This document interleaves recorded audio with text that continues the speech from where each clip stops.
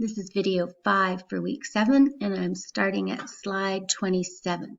So this continues the content about different kinds of developmental and learning disabilities.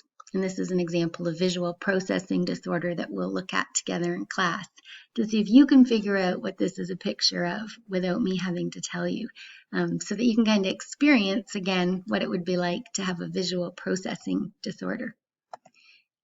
This video reference here is a 1989, before you were born probably, classic video that's available on YouTube, and it's about an hour or so long.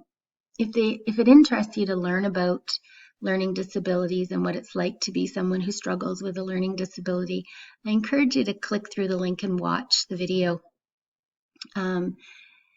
It's a simulation that this guy, Richard Lavoie, delivers to a classroom full of teachers, social workers, parents, of people who work or have as children, little people with learning disabilities. And it walks through several different types of disabilities and what it feels like to be in a classroom with that disability.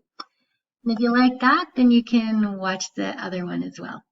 And then moving on, what are some of the other things we want to make sure we're prepared for at the IT help desk when we're helping people or we're creating a workshop?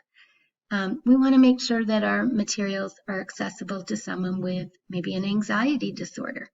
Okay, so is this course learning material accessible to someone? Like, tell me why you think it is or is not. Okay. Are the assessments accessible to someone with an anxiety disorder? So, explain in this class, what have I done to try to accommodate people without making an accommodation? What have I done? Have I created so that no one has to ask for an accommodation because the learning materials address these mental health challenges that people might have.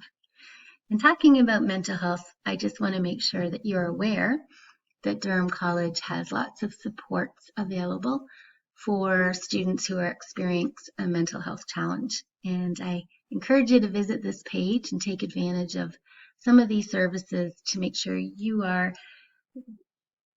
living your best life with your best health by taking advantage of some of these things, taking care of yourself.